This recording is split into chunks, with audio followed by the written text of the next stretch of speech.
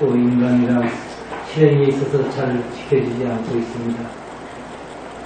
우리 일의 나태함을 용서해 주시고 불쌍히 여겨주시고 구원하여 주시옵소서. 이러한 주님 말씀으로 우리가 영혼의 실체를 위장할 때 열심히 듣고 실행할 수 있는 우리가 되게 하여 주시옵소서. 오만을 버리고 주님 말씀에 집중할 수 있는 겸손한 우리가 되게 주님 축복 내려 주시옵소서. 오늘 우리 주님의 귀한 말씀 듣는 자리가 우리 영혼에 더욱 소중한 자리가 됨을 기억할 수 있는 자리가 되게 주님 은혜 베풀어 주시옵소서. 사랑하는 우리 주님 이름 받들 기도드렸사옵나이다. 네, 하여튼 우리 오늘 말씀드렸다시피 그 최순식 할머니 좀 왔다 갔다 하시면서 좀 챙겨주시고요. 그 최순식 할머니가 왜 그 치매가 있잖아요. 근데 여러분들 주변에서 치매 걸리신 분들 보셨죠? 많이. 근데 치매 걸리신 분들이 100으로 치면 한 8, 90% 정도 때는 치매 걸린 상태잖아요. 근데 가끔 돌아올 때가 있어요. 그쵸? 아무도 못 알아보다가 갑자기 그 사람을 알아보는 때도 있어요. 그러니까 여러분 그 최순식 할머니도 왔다 갔다 하시면서 여러분 잘 세심하게 보시고 그러한 기회가 있을 때 또 복음을 전할 수 있고 또 그렇게 해주시면 참 감사할 것 같아요. 여러분 우리가 흔히 하는 얘기로 이제 거의 임종 가까웠다. 지난주에 얘기했듯이 저희 아버지가 친구분한테 갔는데 이제 거의 이제 돌아가실 때가 돼서 그 병원에 간 건데 이렇게 병원에 가면 이렇게 허리에 손 넣어본다 그랬잖아요.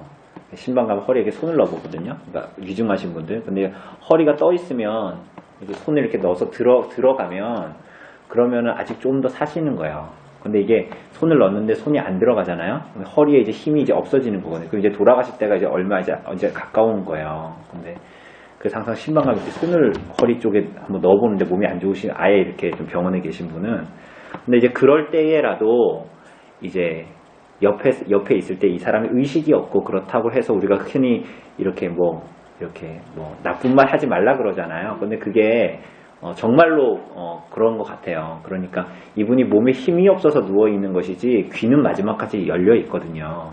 그죠? 그러니까 우리가 봤을 때 의식이 없고 뭐 그럴 수는 있지만 들을 수 있거든요. 그러니까 그런 때에도 항상 마찬가지예요. 그러니까 어쨌거나 그런 사람들을 만나거나 그렇게 보면 어떻게 마지막까지라도 정말 하나님을 전해주고 복음을 전해주는데 여러분들이 힘을 써야 됩니다. 여러분들이 봤을 때 의식이 없다고 해서 이 사람이 이제 구원 얻을 기회가 없고 뭐 이런 것이 아니거든요. 그러니까 치매 걸린 분도 마찬가지예요. 아무리 복음을 전해도 거의 대부분은 90% 정도는 치매에 걸린 그런 상태니까 못 알아듣겠다 뭐 이렇게 하지만 아까 제가 아까도 말씀드린 것처럼 그런 순간들이 있거든요. 그죠? 알아보고 막 그런 때가 있거든요. 그럴 때 정말 다시 한번 복음을 전하고 확인할 수 있는 그런 기회들이 있는 거예요. 그런 기회들을 잘 잡아서 그 사람이 복음을 받아들일 수 있으면 사실 얼마나 기쁜 일입니까? 그죠? 그러니까 집사님들 한번 하여튼 왔다 갔다 하시면서 그런 일들을 좀 이렇게 해 주시면 참 좋을 것 같아요. 우리가 올해 들어서 이렇게 이웃사랑으로 이렇게 하면서 마을을 돌아다니고 그 몇 집 안 되는 집을 이제 방문하지는 않지만 여러 가지 이유들 때문에 오히려 좀 그런 부분들이 좀 약화되는 건 아닌가 그런 마음은 사실 들었어요. 그러니까 돌아다니면서 만나거나 이럴 수 있는 기회들이 많지는 않잖아요. 우리가 다 바쁘기 때문에. 근데 하여튼 집사님들 그런 기회를 잘 좀 활용하셔서 복음을 전할 수 있고 그런 기회들을 좀 삼으면 좋을 것 같습니다. 최윤식 할머니 계시는 그 센터가 그 교회 다니시는 분들 같아요. 그래서 거기 제가 전에 제가 한 2번 정도 방문을 했는데 거기에 가서 보니까 막 이렇게 어디 교회에서 나와가지고 이렇게 그림 전도 같은 것도 하고 막 그러더라고요. 거기에 있는 할머니, 할아버지 다 예수 믿는 사람들은 아닐 거 아니에요. 그래서 그 센터가 약간 기독교 그런 이제 색채를 좀 드러내서 목사님인지 어떤 분인지 모르겠는데 와서 할머니 할아버지한테 주기적으로 이렇게 복음도 전하고 뭐 이렇게 하긴 하더라고요. 어쨌거나 우린 또 우리에게 할 일을 또 이렇게 하면 될 것 같습니다. 예, 오늘 우리가 예배 모범 설교에 대한 모범입니다.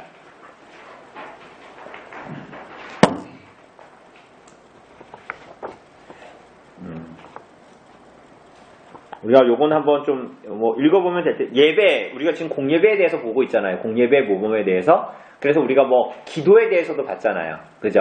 그러니까 오늘은 이제 설교에 대한 모범으로 있는데, 좀 길죠? 좀 긴데, 어쨌거나 중간에 제가 한번 중간에 자르거나 그렇게 설명도 하고 그런 식으로 좀 하도록 하겠습니다.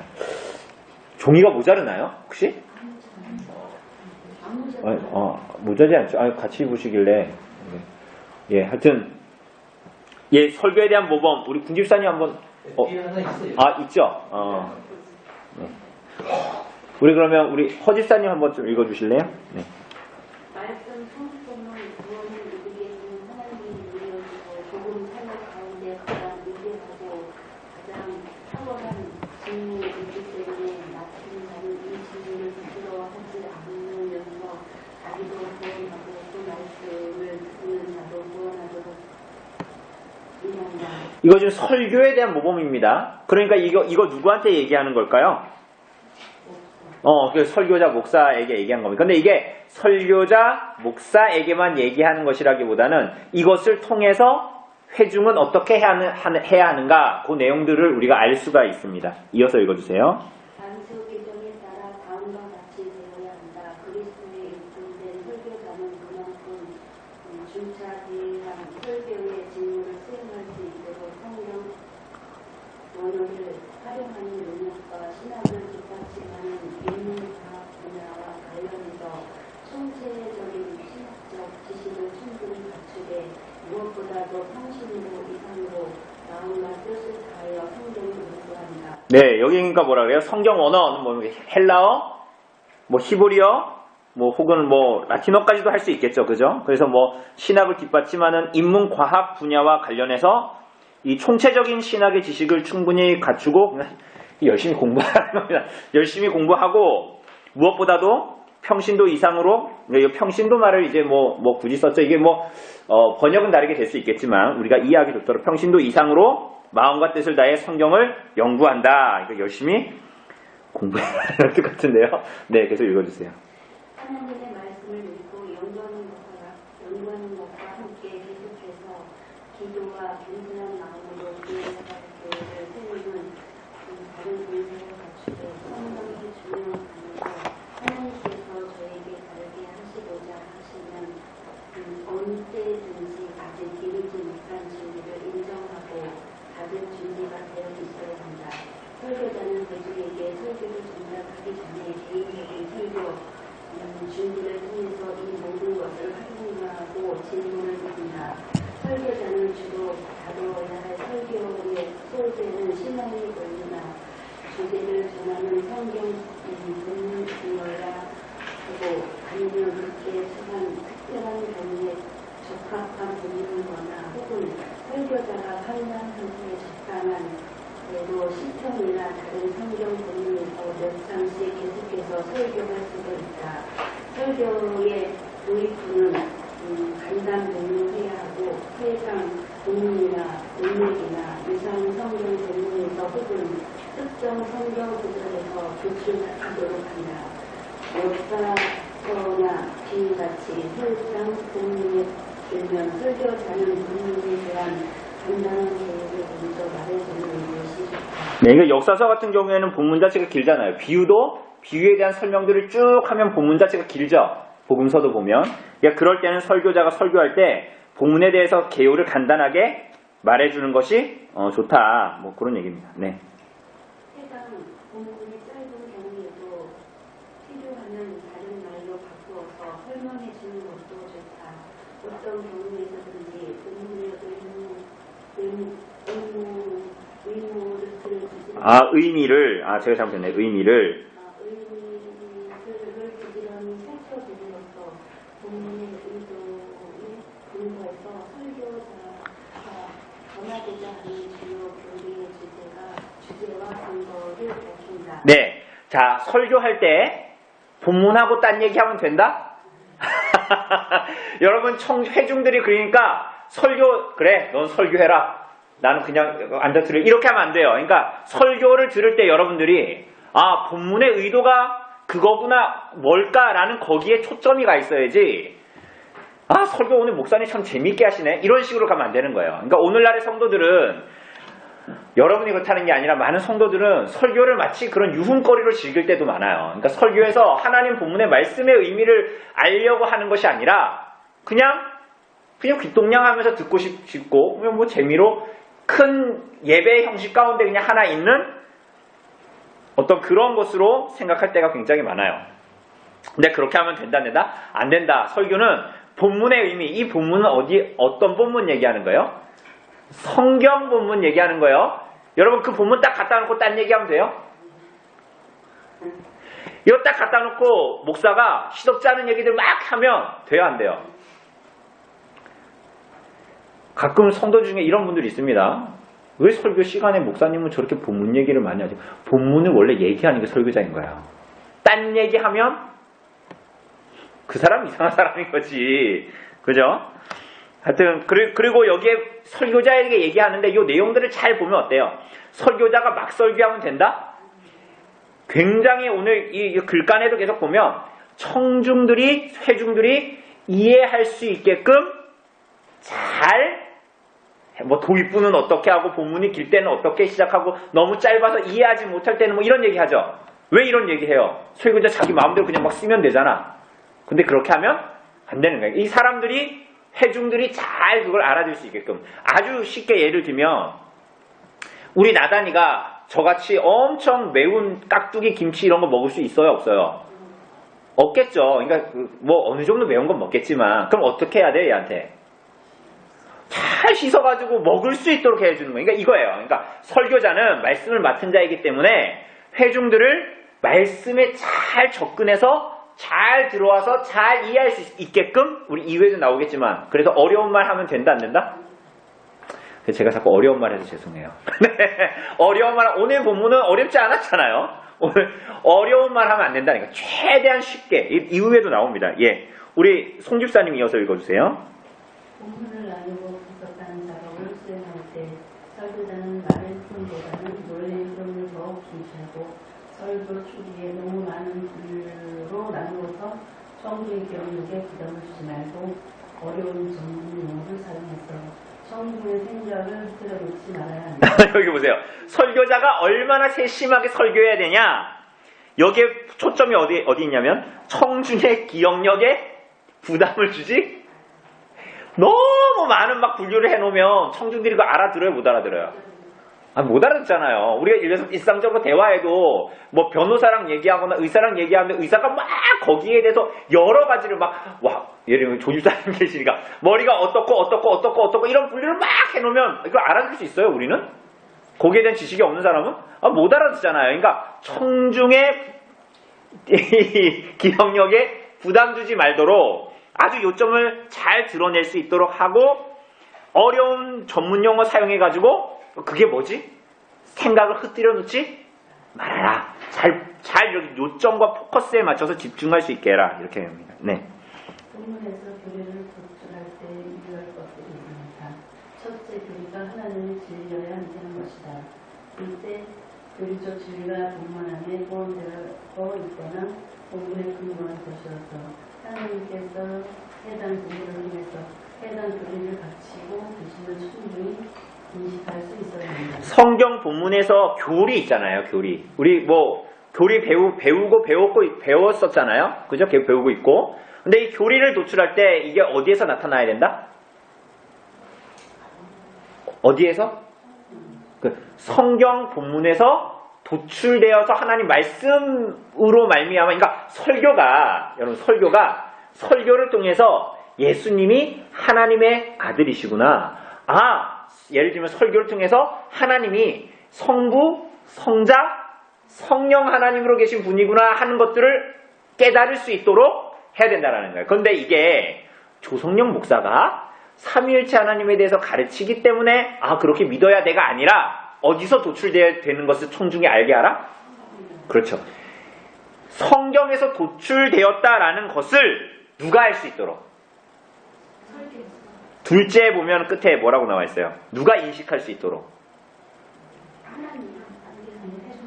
회중이 인식할 수 있도록. 그러니까 제가 이 교리를 잘 드러내는 설교를 할 때 본문에서 이 교리가 이게 이렇게 목사님이 그렇게 설교를 하니까 그래서 이게 그 교리가 이 교리적 결론이 본문에 이렇게 기록되어져 있어서 그래서 여기서 나오는 거구나라는 것들을 순차적으로 논리적으로 잘 이해할 수 있게 설교를 저도 그렇게 하도록 하겠습니다. 네, 계속 읽어주세요. 셋째, 설교자는 해당 본문에서 주로 가르치는 교리를 강조함으로써 성경의 신앙 성장을 위하여 교리의 가장 큰 이익을 줬으면 한다. 그러니까 이게 설교자한테 주는 얘기인데 다 누구에게 맞춰져 있어요? 성경과 회중 여기에 다 초점 지어져 있습니다. 네. 교리는 성경만 중요하게 설명하고 만일 교리에 대해서 설명이 필요한 부분이 있으면 터놓고 설명하고 교리적 결론을 본문의 근거에서 명확하게 내린다. 쉽게 설명하고 평범한 용어로 설명하라는 거예요. 신학 용어 이런 걸로 설명하면 된다 안 된다? 안 된다. 평범한 용어로 사용하고 설명이 필요하면 터놓고 설명하고 잘 이해할 수 있도록 하라는 거예요. 그러니 여러분 잘 보세요. 목사가 설교자가 청중이 없으면 돼요 안 돼요? 안 되는 거예요. 그러면 되게 이상하게 된 거예요. 뭐 신학자가 다 그렇다는 게 아니라 우리가 전에도 봤듯이 신학자하고 목사의 차이가 뭡니까? 우리가 뭐 성경 봉독 이런 거 할 때 성경 봉독 우리 얘 나왔잖아요. 그거 누가 해야 된다 그랬어요? 정말 어쩔 수 없으면 당의 허락, 교회의 허락에 의해서 장로나 신학자, 그냥 교수가 할 수 있는 거지만 원래 성경 봉독 누가 해야 된다? 목사가 해야 돼. 목사가. 왜? 설교할 수 있는 권한이 말씀을 연구할 수 있는 것은 교수도 하고 목사도 하죠. 여기서 교사라는 것은 신학자 얘기하는 거잖아요. 그죠? 그런데 목사와 신학자가 다른 게 뭐가 있어요? 목사에게는 뭐가 있어요? 말씀을 설교하는 청중이 있어요. 설교권이 있단 말이에요. 그죠? 그러한 것을 계속 얘기하고 있는 거예요. 그래서 교리를 평범한 용어로 성도들이 알아들을 수 있도록 그렇게 하고 교리적인 결론은 본문에 근거해서 그래서 이게 이 교리가 거짓말이 아니다라는 것을 뭐에 근거해서? 성경에 근거해서. 그죠? 그렇게 이제 명확하게 결론을 내릴 수 있어야 된다. 네. 해당 교리를 뒷받침해주는 유사한 성경은 성경 말씀을 들어왔을 때는 양이 많은 것보다는 교리와 연결하게 관련된 말씀을 사용하고 필요한 경우에는 교리의 목적에 어느 정도 부합되고 해당되는 말씀을 내야 한다. 네, 그러니까 여러분 성경 본문 우리 요리문답 전에 여러분 혹시 제가 드린 거 봤어요? 그 책에서 나온 웨스트민스터 소요리 문답 도르트신 다 보진 않아도 이렇게 쭉 훑어보셨어요? 혹시 펴보셨어요?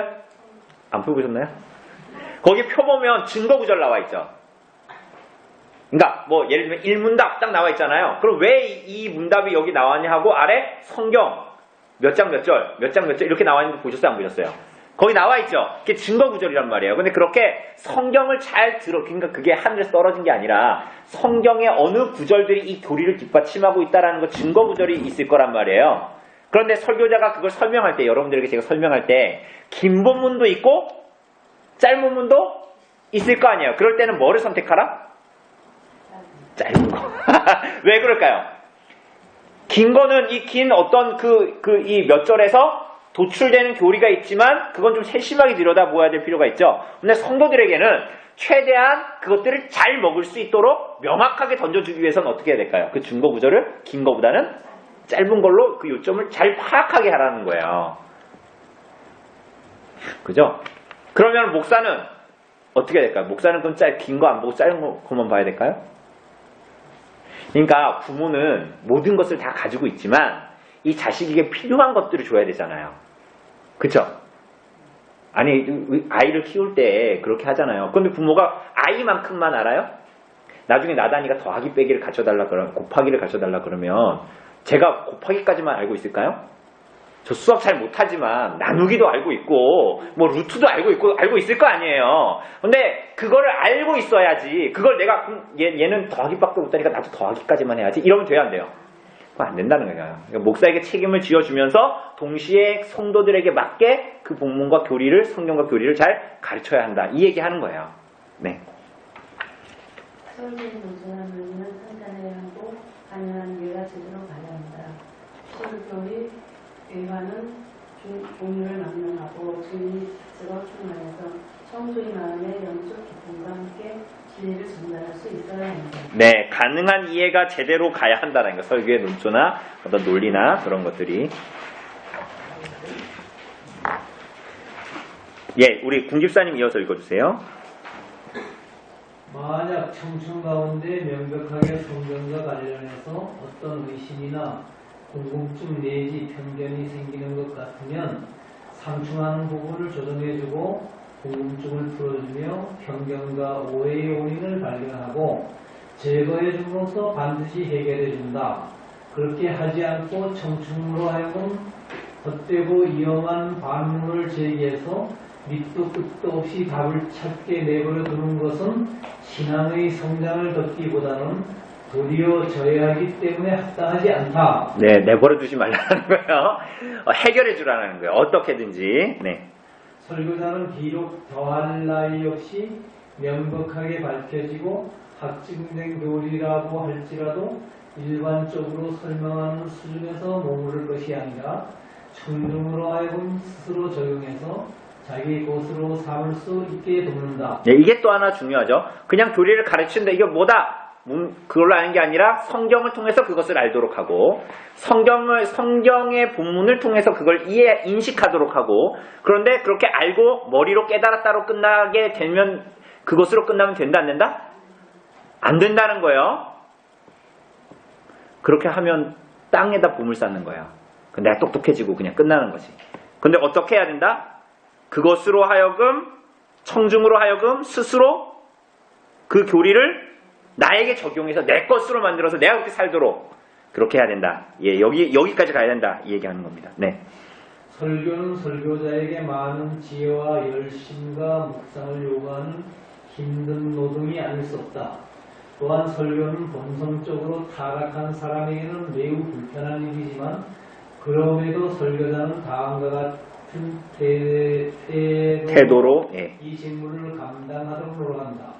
즉 청중으로 하여금 하나님의 말씀은 살아있고 운동력이 있어 마음의 생각과 뜻을 감찰하는 것을 느끼게 하고 만일 청중 가운데 불신자나 무지한 자가 출석하였다면 자기 마음의 비밀을 고백하고 하나님께 영광을 돌리게 하도록 노력한다. 여러분 제가 우리 교회에서 선포하는 이 설교가 이런 설교가 되도록 여러분들이 기도해 주셔야 됩니다.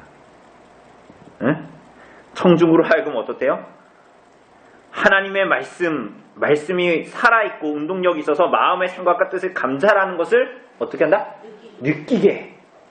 그리고 청중 가운데 불신자나 무지한 사람이 있어. 응? 그런 사람이 있으면 그 사람이 설교를 듣고 자기 마음의 비밀, 죄를 고백하고 하나님께 영광 돌리는 설교가 이게 얼마나 영광스러울까 이런 설교. 근데 이게 내가 잘나서 그런 게 아니라 저도 열심히 그것들을 해야 하지만 우리 성도님들이 같이 기도해 주셔서 우리 교회에서 선포되어지는 말씀이 그렇게 사람을 살리고 영혼을 살려서 하나님께 영광 돌리는 설교가 되도록 이런 것들을 위해서 기도해 주셔야 됩니다. 이어서 읽어주세요. 해당 교리의 결론으로서 도출한 진리를 청중에게 가르치거나 알려줄 때 설교자는 스스로 판단하여 해당 본문과 다른 성경 구절을 토대로 확정하던가 아니면 그 진리가 신학체계에서 위치한 분야의 원리를 토대로 확정한다. 거짓 교리를 반박할 때 설교자는 옛 이단을 무덤에서 꺼내거나 하나님을 모독하는 견해를 불필요하게 언급하지 않는다. 청중이 거짓 교리에 빠질 위험이 있으면 설교자는 잘못된 점에 대해서 철저하게 논박하되 그러한 논박에 대해서 청중이 저희 판단과 양심으로 인정할 수 있도록 노력한다. 네, 그러니까 교리나 이런 것들을 설교할 때 가르칠 때 쓸데없이 이단의 내용을 굳이 구체적으로 이야기할 필요는 없다라는 것을 이야기합니다. 이외의 시간들을 통해서 그것들을 해낼 수도 있으니까요. 그것을 이야기합니다. 그래서 근데 이제 외민 문서들을 보고 있는데 요 당시에는 설교가 굉장히 그러니까 설교를 중요하게 생각하지 않았다라는 거예요. 그러니까 우리는 굉장히 설교 중요하게 생각하죠. 그죠? 이게 장로교의 전통은 설교를 성경을 드러내고 해설하는 거 이거 굉장히 중요하게 여깁니다. 근데 이 외민총회에 있는 독립파의 어떤 목사들조차도 설교를 별로 중요하게 여기지 않았어요. 로마 카톨릭 설교를 중요하게 여길까요? 안 여길까요? 로마 카톨릭, 천주교 설교 중요하게 여길까요? 안 여길까요? 왜 안 여겨요? 그들의 중심은 뭐예요? 미사, 이 성찬에 있는 막 그런 거란 말이에요. 그죠? 그러니까 말씀이 그렇게 중요하게 여겨지지 이제 않게 되는 것입니다. 우리가 지난주에 봤던 경건주의 이런 거 얘기했잖아요. 기도 얘기하면서 형식이 없는 그런 기도 그런 거 했잖아요. 그러니까 당시에도 이런 사람들 그 이후에 그런 사람들이 이제 계속 나타났단 말이에요. 형식이 없으면 기도를 짧게 할 것 같아요? 길게 할 것 같아요? 길게 하죠, 아주. 그러니까 제가 생각하고 없고 형식 없으니까 아주 주구장창 길게 하는 거예요. 그죠? 근데 그게 굉장히 좋은 것 같죠? 근데 어쨌거나 아이러니하게도 이후에 그 경건주의적인 어떤 그런 풍토 이런 것들은 기도만이 아니라 설교도 길어지게 했어요. 길어지게. 막 예배 시간이 2-3시간이 넘을 때가 있었대요. 우리 교회 예배는 짧은 겁니다. 막 길게 했대요.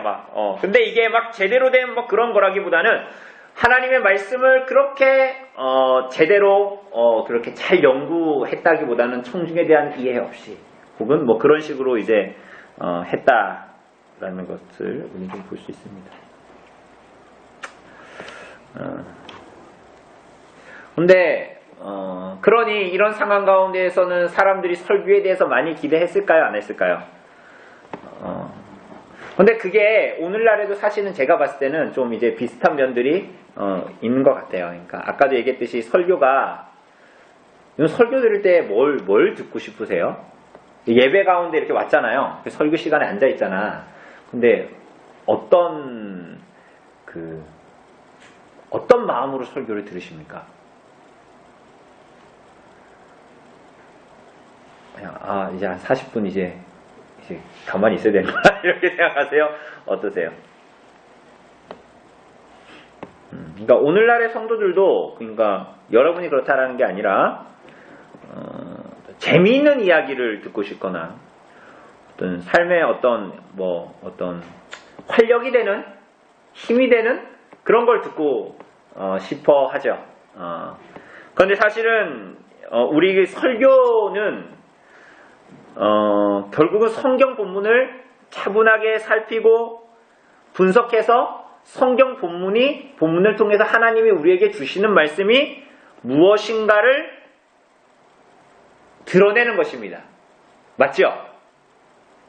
맞습니까?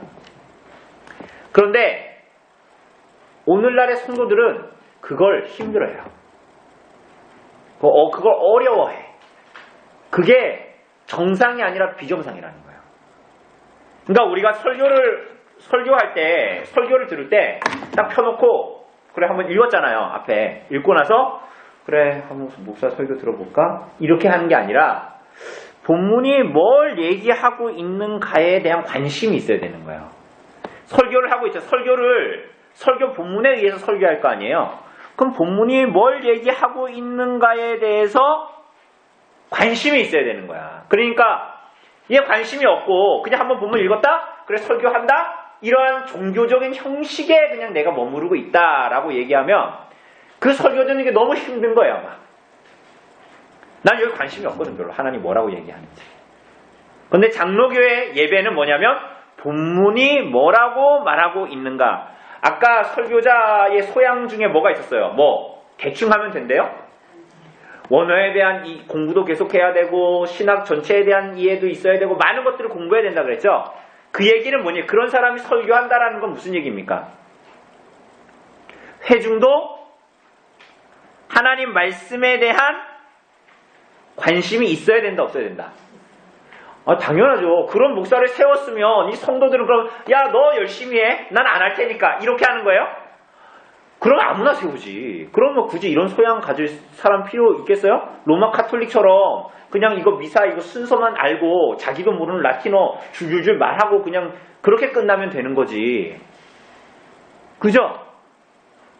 그러니까 이 설교자에 대한 설교에 대한 모범은 뭘 얘기하는 거냐? 설교자의 설교가 어때야 된다는 걸 얘기하는 동시에 그 설교 가운데 하나님을 예배하는 건데 나타나는 청중들이 뭐에 관심이 있어야 되는가 하는 것들을 이야기하는 것입니다.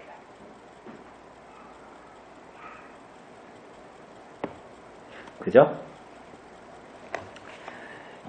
이런 눈이 자꾸 희미해지니까 요즘에 목사들 중에 이런 말 하는 사람 있어요. 교리를 가르치는 것은 제가 전에도 얘기했지만 교리 가르치면 성도들 교만해진다. 교리라는 게 뭐예요? 성경에서 가르치고 있는 교훈이죠?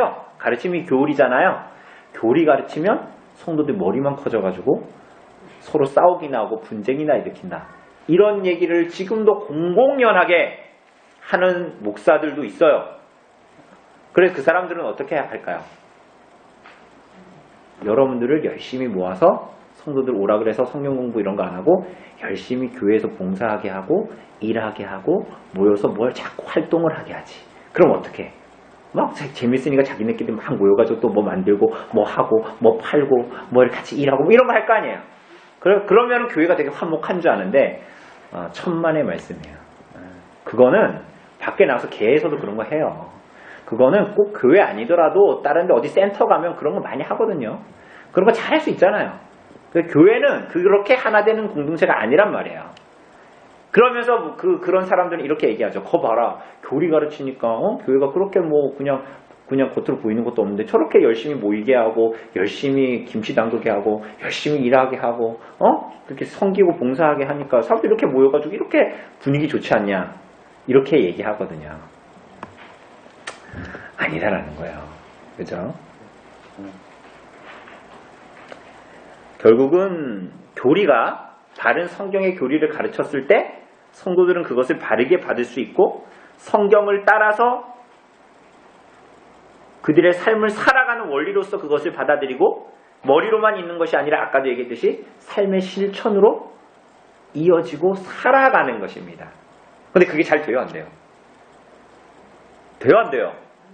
안 되죠? 그럼 뭐예요? 우리 집사님 다치셔가지고 책을 못 읽는데 회개하고 그죠? 그죠? 우리가 순종하지 못하면 어떻게 해요? 돌이켜야 되잖아. 근데 돌이킨다고 해서 여러분 한번 돌이키면 잘 되든가요? 잘 안 되죠? 그럼 또 어떻게 해요? 회개하고 돌이키고 믿음으로 순종하고 그런 여정들이 시간이 오래 걸릴까요? 짧게 걸릴까요? 우리가 죽을 때까지 이어지는 거예요. 죽을 때까지 가는데 그럼 그게 헛일이에요? 야, 그럼 다 필요 없어. 그냥 교회에서 열심히 일이나 하고 열심히 봉사나 하고 이렇게 하자. 이렇게 하면 좋아질까요? 그게 아니라니까요. 그거 아니에요. 그러니 오히려 바른 교리는 우리들이 바르게 신앙하고 알아야 될 것 뭔가를 잘 가르치고 우리들이 어떻게 살아야 하는가도 잘 가르치는 것입니다. 그리고 그게 우리들의 실자가 되도록 해야 되겠죠. 그죠?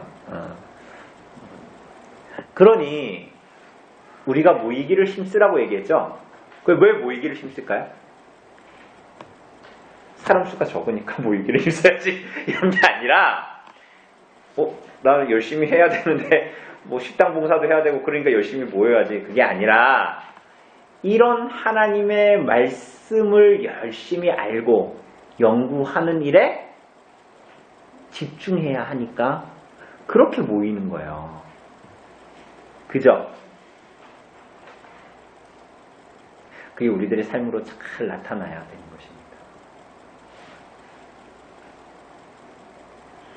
그래서 여러분 교리에 대한 이해, 성경에서 가르치는 것에 대한 이해 그런 열심이 없이 열심히 봉사하세요, 열심히 섬기세요 하는 것은 비유하자면 어떤 거냐면 전쟁의 군인들을 내보내는데 총을 손에 쥐어주는 거야. 그런데 아무런 교육이나 훈련 없이 총을 다 줘버리는 거지. 그럼 어떻게 될까요? 이게 무책임한 거죠. 그죠? 실제로 교회를 교회답게 이루는 일을 굉장히 망각하고 어지럽히는 일이 될 것입니다. 예, 그것을 우리가 좀 기억하면 좋겠고요. 그래서 여러분 이렇게 설교 들으려면 설교를 잘 들으셔야 하고 가능하다면 설교를 써보세요. 저는 제가 고등학교 때 이건 그냥 다 다를 거예요. 제가 했던 걸 여러분들이 다 맞는다 이렇게 말할 수 없죠. 저는 우리 그때 당시에 주보가 이거보다 좀 컸거든요. 그런데 여기 백지가 없어서 우리 여기 공간 없죠. 우리도 별로 뭐 있어봤자 여기 광고 있는데 요런 데 있죠. 그런데 훨씬 더 그 교회 주보는 빼곡했거든요. 여기 광고가. 그래서 저는 목사님 설교를 들으면 큰 주제들 첫째 하면서 뭐 이렇게 얘기하면 그걸 항상 썼어요. 그리고 쓰고 나서 그 목사님은 항상 증거 구절을 많이 말씀하셨어요. 이 구절은 구약의 몇 장 몇 절, 신약 몇 장 몇 절, 여기에 다 이런 내용들이 있고 이런 얘기 하셨거든요. 그러니까 그걸 내가 다 적었어요. 그래서 집에 가서 어떻게 했냐면 노트를 하나 만들었어요. 그래서 그날 본문을 쭉 적었어요. 오늘 마태복음 6장이었잖아요. 19절부터 24절까지 쭉 썼어요. 그냥 집에 가서 할 일이 뭐가 있어요. 그래가지고 독서실 가가지고 주일 오후에 쭉 썼어요. 공부하기 전에. 그럼 그럼 끝나는 게 아니라 제가 여기 설계에다 뭘 썼을 거 아니에요. 그 내용을 내가 정리해 보는 거예요. 그때 기억하고 있잖아요. 어느 정도는. 막 다 기억하진 않죠. 그리고 썼던 거 보면서 생각해 보는 거지, 다시 한번. 그리고 쓰고 몇 장 몇 절 제가 써놓은 거 있잖아요. 그걸 제가 집에 가서 거기서 찾아서 그 아래다가 막 쓰는 거예요. 그러니까 제 얘기는 성경을 우리가 바르게 알고자 하는 것은 뭐냐면 그냥 이게 듣고 끝나는 것이 아니라 집사님들 제가 카톡으로 설교 보내드리죠. 그거 다시 들으세요? 들으세요? 유튜브에도 올리거든요. 그거 보세요. 그러니까 그렇게 다시 듣는 것도 참 중요하죠. 들어서 기억하는 것도 너무 중요하죠. 그런데 여러 가지를 써야 되는 거예요. 하나님 말씀을 우리가 잘 이해하고 잘 받기 위해서는 쓰기도 하고 읽기도 하고 듣기도 하는 거예요. 그런 방법을 쓰는 것도 제가 봤을 때는 굉장히 중요한 것입니다. 그렇다고 해서 여러분 설교 들을 때 설교 이렇게 안 듣고 계속 고개 숙이고 이렇게 쓰고 학생처럼 그렇게 하라는 말씀은 아니고요. 그렇게 해서 우리가 하나님 말씀을 정말 잘 받아야 돼요. 잘 그 음식을 먹어야 사람이 성장하고 바르게 클 수 있지. 식탁 자리에 앉는다고 해서 입에 음식이 안 들어가는데 그 사람이 잘 크고 영양소를 공급받을 수 있나요? 위로할 수는 있겠지, 스스로. 어떻게? 나 오늘 식탁 앞에 앉았다. 이거 다른 얘기가 뭐예요? 나 오늘 예배당 의자에 내 자리에 앉아 있었다. 예배 1시간 동안 그 자리에 있었다. 라고는 말할 수 있겠지. 그렇게 스스로 위로할 수는 있겠지. 나 예배 갔다 왔다. 나 예배 갔다 왔다. 이렇게. 근데 그것은 종교 행위인 거지. 땅의 보물을 쌓는 거지 하늘의 보물을 쌓는 것은 아니라고. 우리가 하나님 말씀 듣고 맞아. 하나님이 정말 이런 분이야. 하나님은 정말 하나님께 하나님 영광받아 마땅해. 나 하나님을 더 사랑해. 이런 마음이 있어야 하나님 말씀을 통해서 그게 보물을 하늘에 쌓아두는 것이지. 설교가 그거라는 거예요. 그러니까 설교가 거기에 포인트가 있어요. 다 하려고 했는데 다 못할 것 같아서 나머지는 다음 주에 하도록 하겠습니다. 요 다음 주에 꼭 갖고 오세요. 다음 주에 갖고 오시고 요것뿐만이 아니라 요거랑 이제 이어서 하는 부분들도 있으니까요. 하여튼 오늘 요거 좀 갖고 오시고요. 다음 주에 이어서 좀 하면 될 것 같습니다. 혹시 질문 있으십니까?